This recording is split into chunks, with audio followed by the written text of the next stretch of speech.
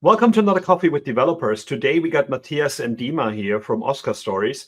And everybody and their dog and their neighbor is building an app with AI right now, but they've done it like 3 years ago and went through a lot of like interesting things. The interesting bits here is that first of all, they're a European company, and secondly, their target audience is kids. So I'm not the one to talk about that because I'm handing over to Dan for that because you sired Offspring, I didn't. So it would be interesting to see if the product that they built would be something for you. So what are you building and how have you done it? Yeah, so thanks of all first for having us, Dan and Chris. Thanks so much. Yeah, we have built OscarStories, which we basically released our first MVP end of February 2023. Well, the app basically already has 100,000 users, and what it does is you can create personalized bedtime stories for your kids, where your kids, together with their family, friends, pets, and whoever they want, can basically take a main role within the story. The story can be read as well as created into an audiobook or printed out as well. So you just mentioned that our focus group, or basically our target audience, are kids. That is true, but actually we have like our kind of audience, or basically our target group emerged from that. So actually a lot of parents use the app as inspiration as well. I think I followed the journey of OscarStories really since I think Matthias, I think we connected first, and then I found Dima through you guys as a partnership. Where did the idea come from? You have got something on your website about it coming from a family member, but I think that's an interesting little tidbit in itself. Is where did the idea from the app for the app actually come from? So my godchild is named Oscar. I think I have a picture somewhere from him. And this is actually where the name stems from. Because Dima and me, we don't have children, but we are engaged godfathers of children. So Dima has Sammy, I got Oscar, but we both realized that the respective parents of those kids were not really very creative, and sometimes struggled with making up a bedtime story. So, for example, the father of Oscar is actually a state attorney, but he told me once, his child always wants to hear something new and has very specific ideas what the story should be, and he struggles. And at that time, we were already experimenting with GPT-3 and working actually on a different project. And then Dima basically said, hey, we could actually try to make bedtime stories. That's interesting. I mean, you said about the model as well. That was going to be one of my first questions is, you said about 2023 was when the MVP was launched, but it got me thinking about how long before was it that you were actually experimenting with this? Because I think for most of us, it now feels that we're at a stage where, as users of AI, just front-end users logging into ChatGPT, things like that, we understand how it works. We've all got a good handle on it. But I can possibly speak for other developers in saying that some of us aren't quite ready to start building things with it because it feels like the ecosystem, the documentation, the tutorials that take you all the way through it aren't out there in as much quantity as they are for other things. So how did you then jump on it and start using it? Did you go straight into using the API, or did you sort of try and experiment with the UI and see what you could do? Yeah, well, at first, I think everyone remembers how ChatGPT launched in December. I think it was December 22, if I remember correctly, or something like that, or maybe November 22. So shortly before that, we already had GPTs, like generative pre-trained transformers, on our radar, and we were experimenting with them. But once ChatGPT launched, and once it actually, was built to chat with you or to talk with you, that's when we started experimenting and started building. I think it was basically end of December 2022, directly with the API. We built an MVP in the React Native for iOS and Android. We both knew it has to be an app. That can't be a web app. It has to be a mobile app. So basically, we very quickly, within a week or two, we just made an interface with, enter name, button, get the story, and then started experimenting from them. And Matthias can tell you that our backend already is much more sophisticated than just an API call. But yeah, you're right. Back then, tutorials were very sparse on that topic. That's true. I mean, an API is an API, of course, for a developer. but still getting it right or getting the quality of the stories to a very high level, because kids are the worst critics. Yeah, if they don't like something, there is no second chance. That's it. Like, you're done. Yeah, I remember getting early user feedback when you would get, I don't know, the gender not right in some part of the story, which GPT-3 especially at that time was really struggling with. They were like instantly saying, "Yeah, this is not for me. This." When one sentence was not perfect, you're out, you're done, basically. So that was a lot of work. And yeah, our first MVP was really basic, but we knew we had to go out fast because, as you probably know, we are not alone in that space anymore. There are a lot of people trying to do similar stuff. And we were also pretty lucky to be fast and also get some media echo and grow, which probably wouldn't have worked if we would have taken longer to do get feedback to UX UI reviews. So we were basically launching the app even without payment at first, just to be on the market and get feedback. Yeah. Why did you say you have to be a mobile app? Is it to be available on the marketplaces, or is it just a growth thing, or are you worried that basically when you're on the web you get too much traffic that you can't control? It was more actually from a user experience point of view. I mean, just, I don't know, sitting somewhere with a child, like our first idea was like, yeah, the parents would sit together with children and be like, hey, Sammy, who do you want to be? Hey, Lisa, who do you want to be this time? And then they would create stories together. And that's just much more convenient on a phone than a web app. Also, as you mentioned before, Daniel, it's also about having a kind of responsible experience with the children. This is why we also have the audio stories part, so people can connect the stories to their, I don't know, Bluetooth device, and the child doesn't necessarily have to see the app. I mean, we have older children use the app themselves. That's why we have also parental controls. And you can also print out the stories. So this was one of our earliest features that users wanted to, because seeing the screens and children is a very sensitive topic, of course. And so we are mindful about that I mean, it's kind of counterintuitive as an app developer, but we don't want our users to spend too much time on the app, but use the app regularly and have a fun experience, but at the same time not have children be stuck on the screen for too long. Basically, I mean, this also have hard to find balance, I would say. What languages do you support? Do you have like more German than English users, or French, Italian, Hungarian, or things that don't work at all? And how did you find that ChatGPT can deal with other languages? Yeah, so currently we started off with English only, then we added German, and then at some point, so basically, of course, we got a lot of press once we launched, and therefore, obviously, Germany, or Austria, in that case, Austria was our biggest market at first, then followed by Germany, and then the US took over pretty quickly because they are, they're much more open to things like that. So the app grew there much faster. At some point, we started adding other languages such as Spanish, Portuguese, Italian, French. So basically the Western languages. And currently, Brazil with Brazilian Portuguese is our largest market. So we have by far the most users there. And we've never done any ads or anything like that. And now our plan is within the next few months. So we're going to Hong Kong with the Austrian Chamber of Commerce, I think.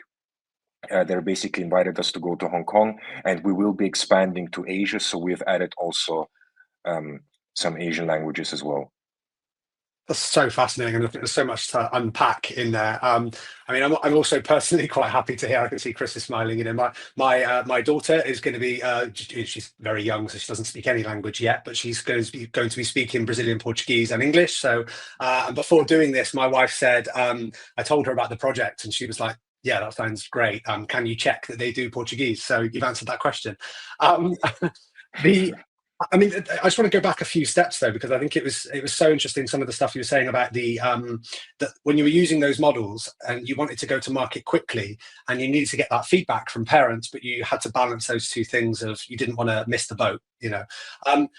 How easy was that? Because I can imagine there was quite a lot of red tape, but also just actually getting control of the LLM so that it's producing those, those good responses, and that it's not giving you things that are inappropriate for children.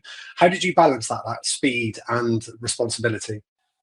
So one thing we do differently than most apps or products in the market is we don't allow completely free input or completely free prompts, which actually has proven to be the right choice, even though some request it, because we have an input control for the free text fields, like before sending them to the LLM. And we also have some output controls. So we check the output before sending it to the user. And we have, which was implemented pretty early, I think, we have a feedback system for every story, which users actually use. I mean, the only benefit they get is for us, but in the long run for them as well. But we can really track if certain, like right now we have kind of an AI agent system to generate the story. So we have we call this story blocks. So it just generates an introduction, a middle part, and then an end part, and then also checks for character consistency, which is super important. And what we basically see, if when we add some new features, we also have some different kind of universes, we can really track, are there problems? Do people really like this stories? Are the new stories consistent on scale?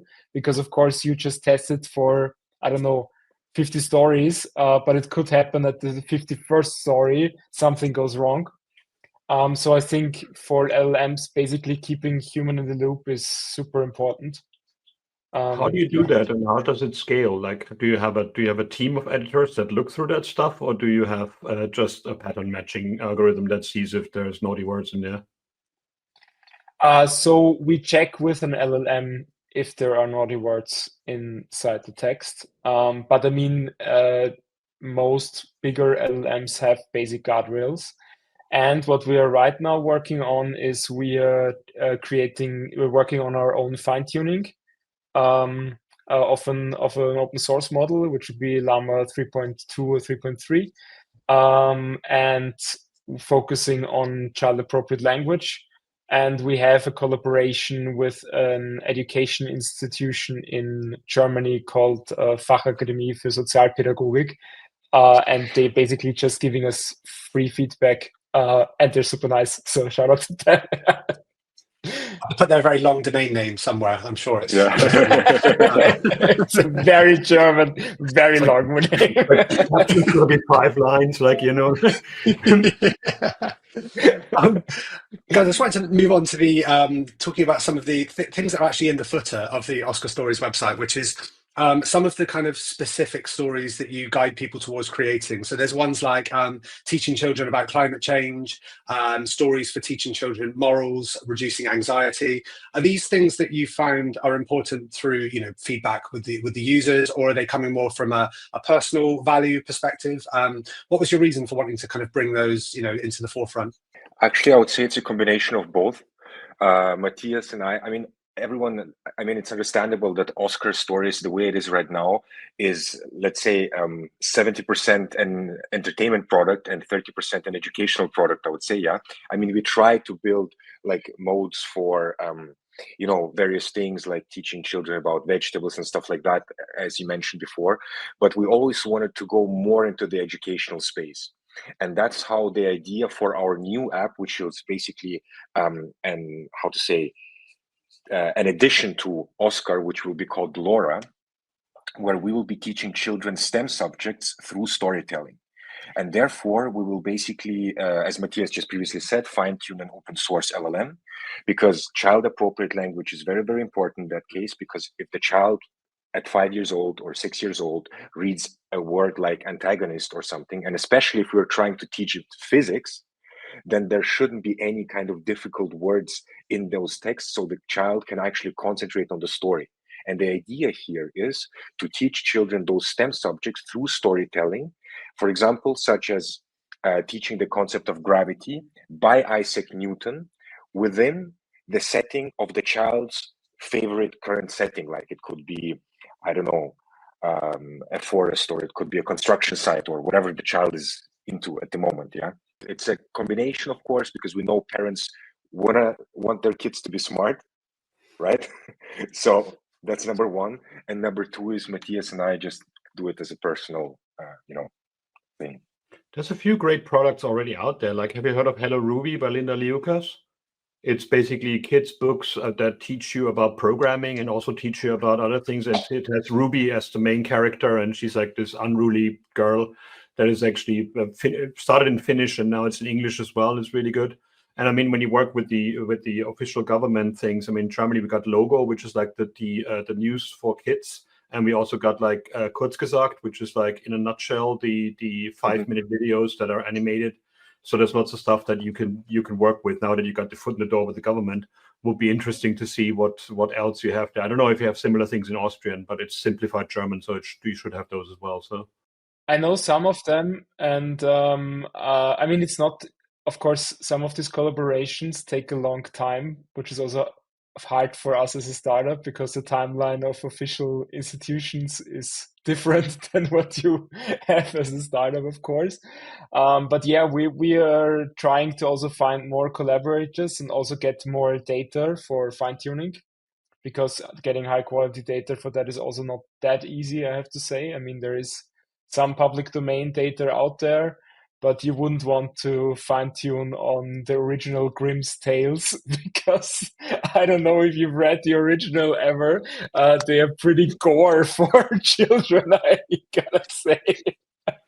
they're more like moral stories than kids stories. They're just basically Yeah. pushing people in their own direction. It's just really bizarre how these things Yeah, come out. it is. It is. We hear so much about startups, and there's so much conversation at the moment, particularly around startups and regulation, and particularly in relation to ones in Europe.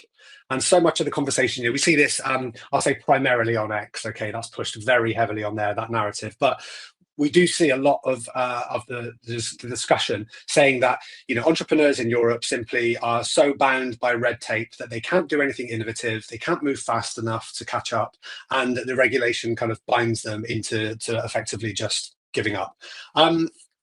You're both quite outspoken, really, about not pro EU, but I think trying to maybe give some other side of the conversation. How have you found it actually being founders and trying to get something off the ground in the EU? Is it as bad as X wants me to believe? Very briefly, from my point of view, the things that we are doing, I mean, yes, of course, maybe you have some sort of, reporting things where you'd have to basically report on what kind of data you've trained your model. But I mean, unless you're actually building an LLM from the ground up, which I think none of the indie hackers or none of the people on X are really doing, I really don't see any kind of specific tape that the EU puts around you in that case. I mean, I'm not even close to building my own LLM. Yeah, unfortunately. I mean, because that thing is, of course, we know the new models, DeepSeek and so on, made it cheaper, but apparently cheaper, but it's super expensive, and that's a completely different beast right there. Yeah, I have to say, I think there are some, I would say, uncertainties, for example, about the EU AI Act that could pose problematic for innovators. But on the other hand, I see a lot of this discussion revolves around how bad is the EU and how bad regulation is. But in the end, regulation for the EU it's very important that the EU regulates and harmonizes, because most of what people are talking about and say this is hindrance and this is a problem for me is actually national regulation. And that hinders us a lot. I mean, there are cool initiatives, for example, for having one unified type of cooperation in whole Europe, because that is a problem, of course. We have different investors, you have investors from overseas that don't understand the legal structures in your country. And it would be great to actually have more regulation in that sense, that you don't have a different kind of rule set in Germany to Austria to I don't know, Spain, yeah. So I think we should actually focus on having more regulation, but more unified and harmonized regulation. And of course, there's always a trade-off. I mean, you can't, the European Union is very customer focused, which is good from a perspective as a citizen. And it can happen that some of those rules would affect businesses. But on the other hand, and I think that always gets lost in these whole discussions, in almost all other indices, like, I don't know, freedom of press, quality of life, criminal statistics, EU countries are in the top 20 or top 10, and just you can't you have to find a balance between having good growth, and there are problems in Europe. There was I think Europe as a continent has missed some innovations or some new technologies, but that doesn't mean we should just give up on everything else we have achieved and giving up on quality of life, giving up on healthcare and all that stuff. I mean, I have a lot of friends from the US who are right now really, really concerned about what is happening. And yeah, I don't think the average person will see a lot of the increase in stock prices from NVIDIA, for example. And yeah, so that's just to put it in a nutshell, short overview. It's an interesting point, though, because the hypergrowth that actually is necessary in America, and especially when you're an AI startup and you go to VCs, you actually compare to the American ones that can move much faster, or the Chinese ones that can move even faster, because they don't have to care about things like workers' rights or like these kind of things. That's the thing that is always a comparison that's unfair. I think that's why there's a few European VC funds as well thinking about like regulating that and going for it. Did you see that you actually are being I don't know how you're set up in terms of as a company, but do you see that you're being pushed to move much faster than you feel that makes sense for the product, or is it still okay for you at the moment? I mean, we don't have any investors. Yeah, I mean, we thought we need investors, but at some point we were on a TV show with OscarStories, which is basically like a Shark Tank, like Shark Tank, something similar. So that's when the growth took off from us, and we kind of decided, all right, yeah, it's easier for us to stay bootstrapped. But it is true, like once you start looking for investors as a founder, and if you decide to go that route, and I think that decision really has to be thought out and not just like a snap thing, like, yeah, I'm just going to go get investors, because that changes your life significantly.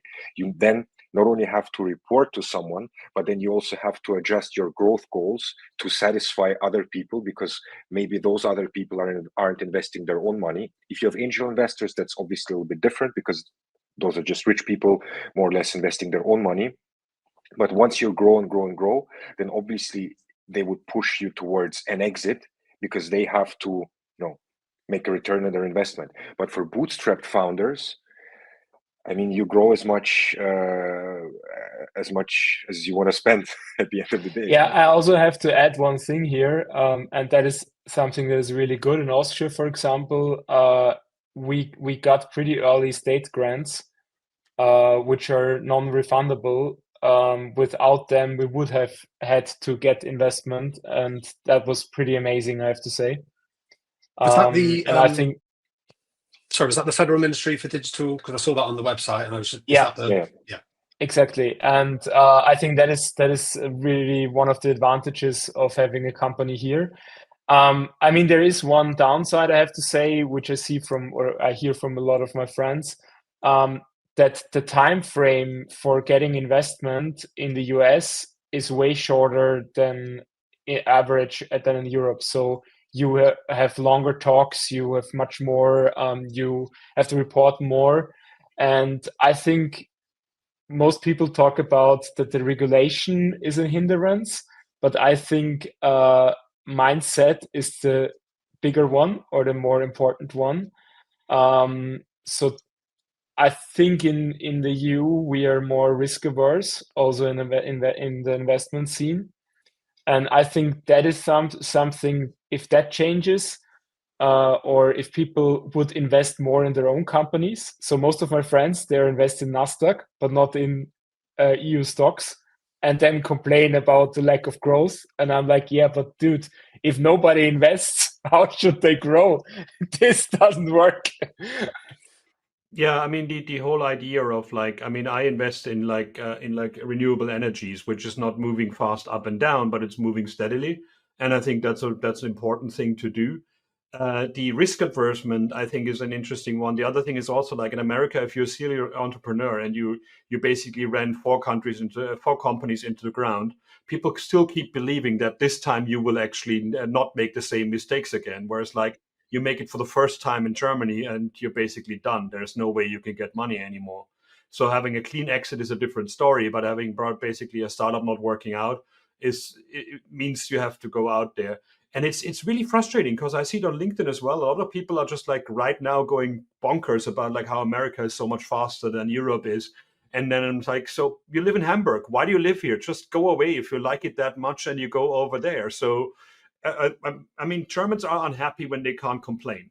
Like that's the main thing, and it's like we love to complain and compare these things all the time, but we don't do much about it. So it's great to see. It's interesting that you were on Shark Tank or Dragon's Den or Lion Thing. It was in Europe. I don't know what are different animals, but there's oftentimes things that are focused around kids there. I remember those trunky like suitcases for kids. They were there as well in Germany. No, in England back then, the Dragon's Den, as it's called there. How did you feel when you got investment there? Did you feel like you had to act fast?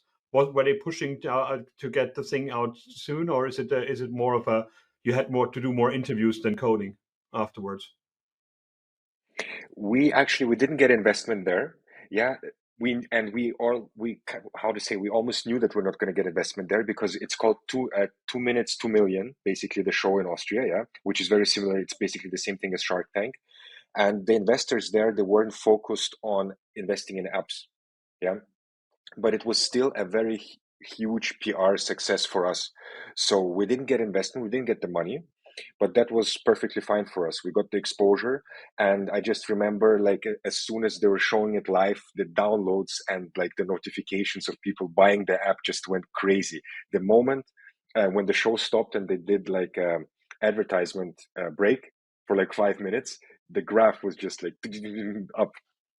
Yeah, I mean, I have to say, you can say a lot about things about old school advertising and stuff, but TV is just kills everything else. I mean, we were featured in Wired, like in one article, and got a backlink from there, and it was not even comparable to the amount of new users we got from the Austrian TV show. It's crazy. I mean, the impact that has on people to see someone on TV is just also, I think, some has to do with trust, I guess, because they're like, you are on TV, you're serious. But I actually wouldn't have thought how much impact it had. I guess it gets a local connection as well. They see like two guys with Viennese accent talking on telly, and they're like, "Oh, that's an app built here, so I'm going to use that one." And they got the phone in their hand, and it's one click to basically get it. So that might help in this case as well. Yeah, and we get that feeling more and more. I mean, yes, on Twitter and on X, there is this anti-EU feeling in general. But for example, we have another app which is called Ask the PDF, which is basically a PDF chat and like an AI assistant for students, which we did user testing for in Germany about 2 weeks ago. And I've spoken to 10 people, and actually half of them were like, "Oh, that's an app made in Europe. That's an app made in Vienna. Oh, I'm definitely going to try it out." And they were actually very, very happy and very excited about apps being built here. And I think I hope that the mentality here basically kind of starts shifting towards startups or towards supporting startups from the European Union or just the Europe as a continent in general. We need more success stories. I mean, Spotify was always the big one, like, oh, a Swedish company, but it's been an American company for so long now. There's not much left of the Swedish original idea, I think, in there, because I knew the founder back then, and he said, like, I want to make illegal downloads of music unnecessary. That was the first goal of Spotify, and now it's like, which podcasts can we have, and can you play games on it? I don't even know what all the features are by now. So do you know if they're profitable? I don't know.